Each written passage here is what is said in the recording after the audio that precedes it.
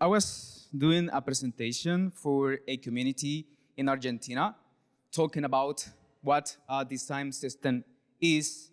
And while giving that talk, I found out that a part of making some piece of UI look consistent, we need to also make a valid data consistency model for our software. Why? Because front ends regularly need to run random errors, grown-up states, broken UIs, and network failures, along with grown-up states being served from the data living in our system. Is it that are we being too optimistic when making software? Because starting from the design point, we think just as an A to B behavior for our software. We completely forget that the state of failure is present. We just develop a linear state space of our app.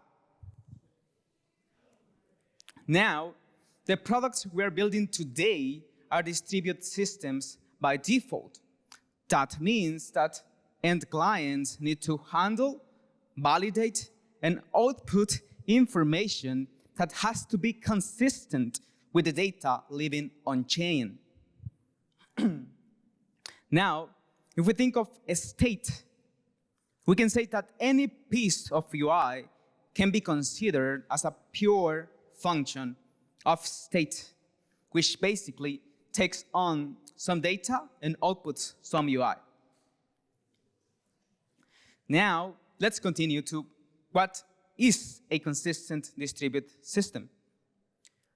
Before we continue, a little bit about me. My name is Denny Portillo. I study at 42 School in Madrid. I am an engineer at Dallas Systems and the founder of Radish. We have been talking about consistency for a little, but what is consistency? We can think of consistency as how well defined, valid, and static is a data point that lives in our system.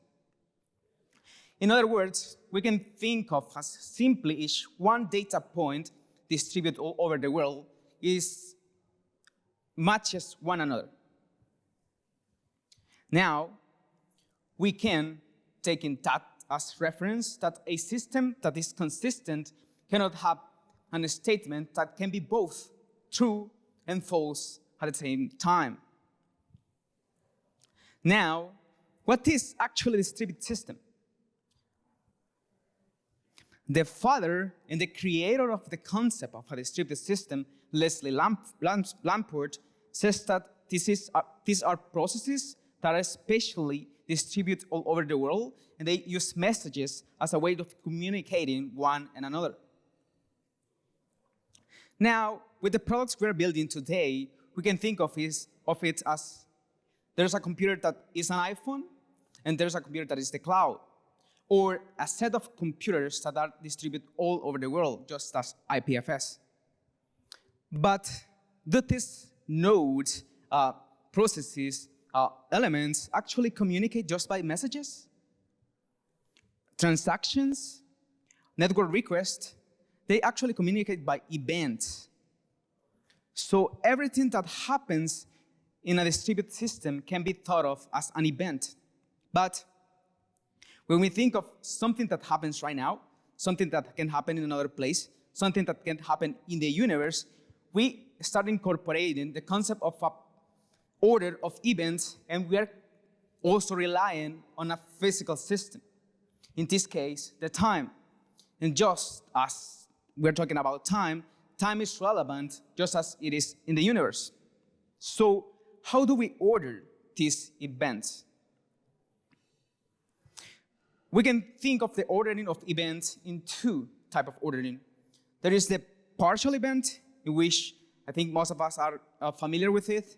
If you use Git, when you have a master branch and you git branch your code to a local version, you start throwing some code at it and basically have a local version of that master branch. Then you try to do a pull request and actually merge your code changes with that master branch. And that is called a total order of the events. And now, let me explain this with a little, a small example.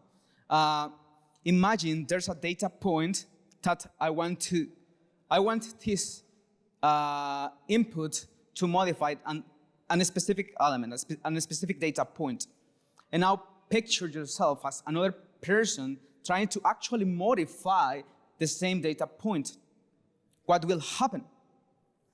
We, as front-end developers, kind of forget about this and simply do optimistic writes to the end client, completely validating that the data and the information we are presenting to the users is valid within the state space of the app and indeed within the whole system.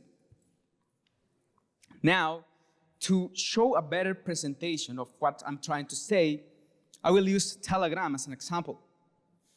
I'm sending a message to my friend, and Telegram is giving me a little icon as a representation of what's happening. In this case, I know that the message was sent to another end.